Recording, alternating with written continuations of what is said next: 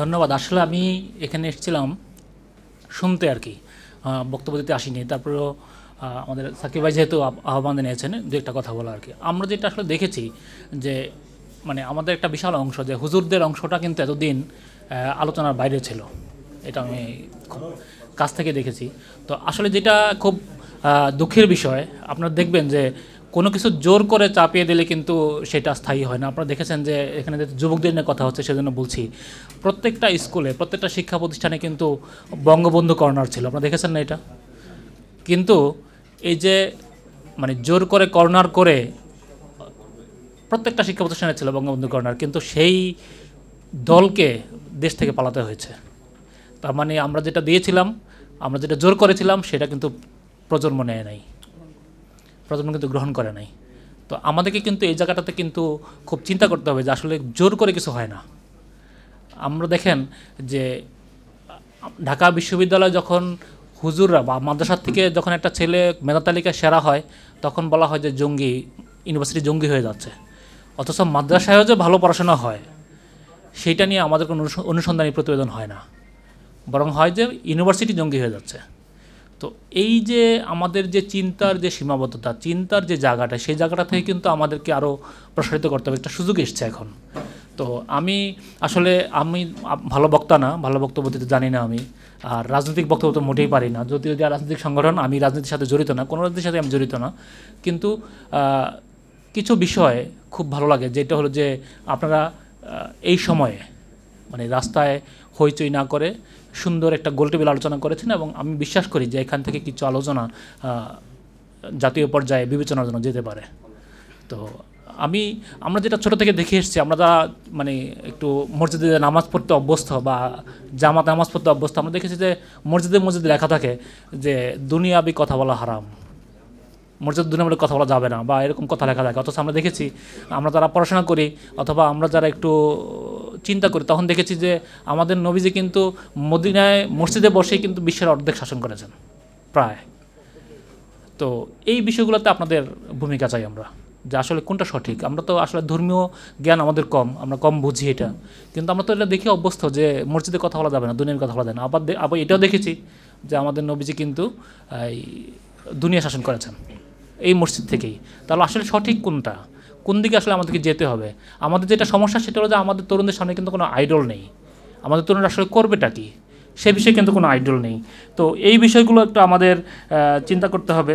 আমাদের এখন যেটা বড় সমস্যা, সেটা হলো যে অনলাইনে আগে আমরা একটা নিউজ দিলে অথবা ফেসবুকে কিছু লিখলে কিন্তু আমাদেরকে গভীর রাতে, আমরা যারা গণমাধ্যমে কাজ করে আমরা জানি যে গভীর রাতে কিন্তু আমাদেরকে বিভিন্ন এজেন্সি থেকে ফোন করা হতো, চায়ের দাওয়াত দেওয়া হতো। সেই চায়ের দাওয়াতটা কি আপনারা ভালো করে জানেন। এখন যেটা সমস্যা হচ্ছে, সেটা হচ্ছে কটূক্তি করা। মানে একটা কিছু লিখলে পরে আপনারা সেটা নিতে পারেন না, ব্যক্তি আক্রমণ করা হয়, এবং সেটা মাদ্রাসার ছাত্ররাও করে। যদি সত্যি আপনারা বিশ্বাস করেন যে মাদ্রাসা ছাত্ররাও করে, তো বেশি করে। কিন্তু তাহলে আমরা মাদ্রাসা ছাত্র থেকে কী শিখবো? আমরা তো এটা শিখতে চাইনি। আমরা শিখতে চেয়েছিলাম যে মাদ্রাসা ছাত্রদেরকে দেখলেই মানুষ বুঝবে যে ইসলাম খুব ভালো, ইসলামের দিকের জন্য আসতে হবে। আমাদের 90% মানুষ মুসলমান, অথচ আমাদের মাদ্রাসা ছাত্র যদি কটূক্তি করে, ব্যক্তি আক্রমণ করে, এইটা যে কত বড় ক্ষতি, এটা তারা কেন বলছে না? কেন এটা আপনারা কেন সেটার প্রতিবাদ করছেন না? তো আরেকটা জিনিস যেটা বলতে চেয়েছিলাম, আমি খুব বেশি কথা বলবো না। আমাদের যে আমি আপনাদেরকে অনুরোধ করবো, যেহেতু আপনারা ধর্মভিত্তিক একটি রাজনৈতিক দল এবং যুবদের সংগঠন, মসজিদে আমাদের এখন যেই মসজিদে হুজুররা যে খুতবা দেন, সেই খুতবায় কিন্তু আমাদের দৈনন্দিন জীবনযাপন নিয়ে কোনো আলোচনা থাকে না, কিন্তু আসলে এটাই থাকা উচিত ছিল খুতবাতে, আমরা যেটা জানি। তো এখন আপনারা যদি এটা উৎসাহিত করেন যে মসজিদে খুতবার সময় আমাদের কী করা উচিত, কী করা উচিত না, এবং আমাদের সামনের জীবনযাপন কেমন চলবে, এটা আমরা আপনাদের থেকে জানতে চাই, যেটা আপনাদের থেকে আমরা শুনতে চাই এটা। আর আমার খুব কনসার্ন আমি এই বিষয়ে, যে আমি যদি আমার অভিজ্ঞতার কথা বলি, আমার চাঁদপুরে আমার বাড়ির একটা সড়কে গত 1 বছরে অন্তত 10টি মাদ্রাসা হয়েছে। প্রত্যেকটা বাড়িতে একটা করে মাদ্রাসা আছে। এই মাদ্রাসায় একজন করে শিক্ষক, আর কোনো শিক্ষক নাই। তাহলে এই জায়গাগুলোতে হয়তো আমি জানি না আপনাদের বিরুদ্ধে চলে যাচ্ছে কিনা, আপনারা এটাকে খারাপভাবে নেবেন কিনা, আমি কিন্তু সমালোচনা করছি না, আমি আলোচনা করছি, এটা আপনারা এটা বিবেচনায় নেবেন। তাহলে একটা বাড়িতে যদি একটা করে মাদ্রাসা থাকে এবং সে একজন যদি শিক্ষক থাকে, তো সেই একজন শিক্ষক শিক্ষার মান কতটুকু ধরে রাখতে পারছে? যদি আপনারা চান যে আমার মাদ্রাসা থেকে পাশ করে একজন শিক্ষক শুধু মসজিদে ইমামতি করবে অথবা মাদ্রাসা শিক্ষকতা করবে, তাহলে আমার কোনো কথা নাই। কিন্তু যদি চান যে আমরা রাজনৈতিকভাবে দেশ পরিচালনায় অংশ নিব, আমরা দেশের মানুষের উন্নয়ন চাই, অথবা আমরা সব কিছু চাই, তাহলে কিন্তু আপনাদেরকে এই জায়গাগুলো বিবেচনা করতে হবে এবং শিক্ষার মান ঠিক রাখার জন্য এখানে কি করণীয় আমি আপনাদেরকে আহ্বান জানাবো যে আপনারা এই বিষয়গুলো নিয়ে ভাববেন এবং এটা ভাবা উচিত বলে আমি মনে করি। বিশেষ করে আমরা যদি সাধারণ বিদ্যালয় চিন্তা করি, সেই বিদ্যালয় কিন্তু প্রতি 2 কিলোমিটারের মধ্যে কিন্তু একটা বিদ্যালয় বেশি হতে পারে না, আইন এরকম আছে আমাদের, কিন্তু দেখা যায় যে 2 কিলোমিটার অন্তত আপনি 50টা মাদ্রাসা খুঁজে পাবেন। কিন্তু আপনি দেখেন যে আমাদের দেশে বেহায়াপনা বন্ধ হচ্ছে না, আমাদের দেশে অশ্লীল ফিল্ম বন্ধ হচ্ছে না, আমাদের দেশে মানে আপনি যদি ধর্মচিন্তা যেটা বলি সেটা কিন্তু বন্ধ হচ্ছে না। কিন্তু দেখেন বিপরীতে দেখেন আমরা হুজুরদের দেশ পরিচালনা, আমি একটা আফগানিস্তান উদাহরণ দিব, আমি আফগানিস্তান নিয়ে খুব লেখালেখি করি, খুব মানে আমি গবেষক দাবি করব না, কিন্তু আফগানিস্তানে আমি খুব কনসার্ন।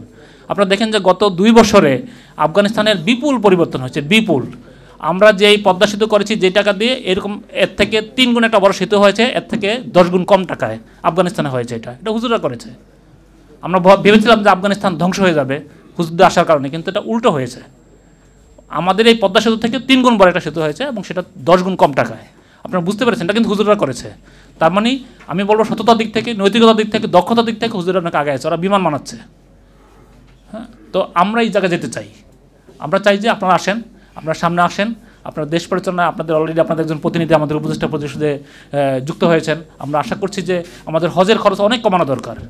আমার পার্শ্ববর্তী দেশ ভারত, হিন্দু দেশ, আমরা ভারতের অবশ্যই ভারত আমাদের অনেক ক্ষতি করছে, অনেক বিভিন্নভাবে আমরা সমালোচনা করি, কিন্তু সেখান থেকে হজে গেলে যেই টাকা লাগে আমাদের দেশ থেকে গেলে তার দ্বিগুণ টাকা লাগে। কারণ কি?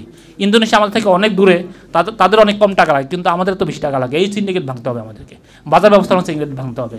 আমরা চাই আমাদের এই যুবকরা, বিশেষ করে আমাদের ইসলামী ভাবধারা এই যুবকরা এই জায়গাগুলোতে কনসার্ন হবে। আমি জানি না, আমি আর কথা বাড়তে চাই না, আমার অনেক পয়েন্ট ছিল কিন্তু আমি সময় বেশি নিতে চাচ্ছি না।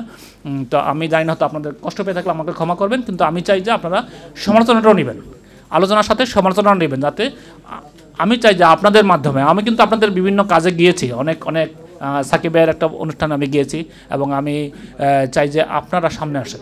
তো সবাইকে ধন্যবাদ, আমাকে কথা বলতে সুযোগ দেওয়ার জন্য ধন্যবাদ, এবং আপনাদের সমৃদ্ধি, সাফল্য, উত্তরোত্তর সব কিছু কামনা করি। আসসালামু আলাইকুম রহমতুল্লাহ।